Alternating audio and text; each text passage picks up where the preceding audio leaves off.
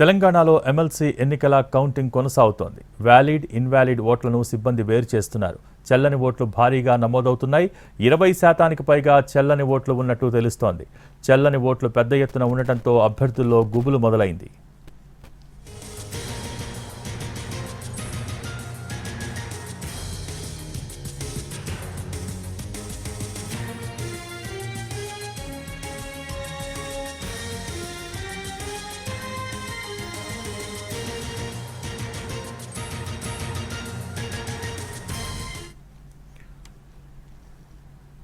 తెలంగాణలో ఎమ్మెల్సీ ఎన్నికల కౌంటింగ్ కొనసాగుతోంది. వ్యాలిడ్, ఇన్వాలిడ్ ఓట్లను సిబ్బంది వేరు చేస్తున్నారు. చెల్లని ఓట్లు భారీగా నమోదవుతున్నాయి.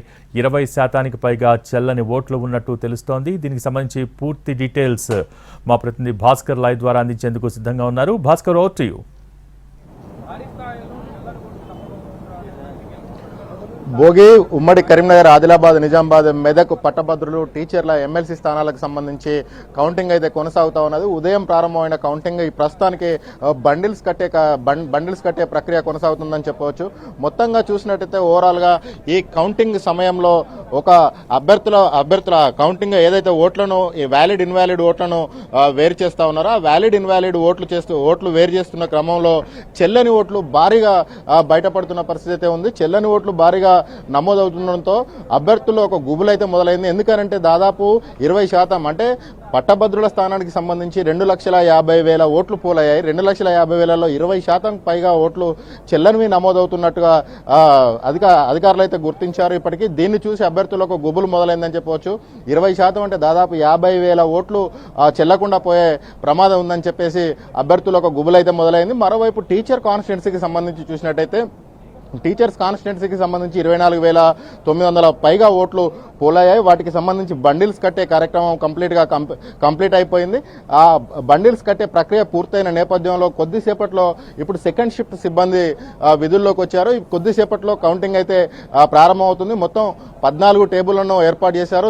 టీచర్స్ ఎమ్మెల్సీకి సంబంధించి 14 టేబుళ్ల పైన 2 రౌండ్లు ఈ కౌంటింగ్ అనేది కొనసాగే అవకాశం ఉంది. మొత్తం 24,000 ఓట్లను 2 రౌండ్లలో మొదటి ప్రాధాన్యత ఓట్లను అయితే లెక్కిస్తారు. మొదటి ప్రాధాన్యత ఓట్లను లెక్కించిన తర్వాత ఇక్కడ అభ్యర్థికి బరిలో ఉన్న 15 మంది అభ్యర్థుల్లో మ్యాజిక్ ఫిగర్ అంటే 12,000 ఓట్లు రావాలి. 12,000 ఓట్లు ఎవరికి రాకపోతే రెండో ప్రాధాన్యత ఓట్లను అయితే లెక్కిస్తారు. ప్రస్తుతం ఇక్కడైతే ట్రయాంగిల్ వార్ జరుగుతుందని చెప్పవచ్చు. టీచర్స్ కాన్స్టిట్యున్సీకి సంబంధించి బీజేపీ అభ్యర్థి తర్వాత ఇద్దరు టీచర్స్ అభ్యర్థుల మధ్యలోనే ఒక ట్రయాంగిల్ వార్ సాగుతున్నట్టుగా మనం చెప్పవచ్చు. మొత్తంగా చూసినట్టయితే ప్రథమ ప్రాధాన్యత ఓట్లలో విజయం సాధించకపోతే టీచర్స్కి సంబంధించి ద్వితీయ ప్రాధాన్యానికి వెళ్లే అవకాశం ఉంది. ద్వితీయ ప్రాధాన్యానికి కనుక వెళ్తే ఈరోజు అర్ధరాత్రికి కానీ రేపు ఉదయానికి కానీ టీచర్స్ ఎమ్మెల్సీకి సంబంధించి ఫలితం వెలువడే అవకాశం ఉంది. మరోవైపు గ్రాడ్యుయేట్ కనుక చూసినట్టయితే గ్రాడ్యుయేట్కి సంబంధించి బండిల్స్ ప్రక్రియనే ఇంకా కొనసాగుతూ ఉన్నది. 2,50,000 ఓట్లను దాదాపు 10,000 బండిల్స్ గా విడదీయాల్సిన అవసరం అయితే ఉంది. 10,000 బండిల్ కట్టిన తర్వాత ఆ బండిల్స్ ని లెక్కిస్తారో అయితే బండిల్స్ లెక్కించే ప్రక్రియ ఈ రోజు రాత్రికి ప్రారంభమయ్యే అవకాశం ఉందని చెప్పేసి అయితే అధికారులు చెప్తున్నారు. ఈ చెల్లని ఓట్లు అనేటివి ఎంత చెప్పినప్పటికీ అత్యంత ఉన్నత విద్యావంతులు అంటే గ్రాడ్యుయేట్స్ అంటే డిగ్రీలు చదువుకున్న వాళ్ళు కూడా ఈ ఓటింగ్ వేస్తున్న క్రమంలో తీవ్రంగా ఒక తప్పిదాలకైతే పాల్పడ్డారు. ఆ తప్పిదాలకు చేయడం వల్లనే ఓట్లు చెల్లకుండా పోయాయి. ఇది శోచనీయం అని చెప్పేసి అభ్యర్థులు కూడా ఆవేదన వ్యక్తం చేస్తున్న పరిస్థితి అయితే కనిపిస్తుంది. భోగి.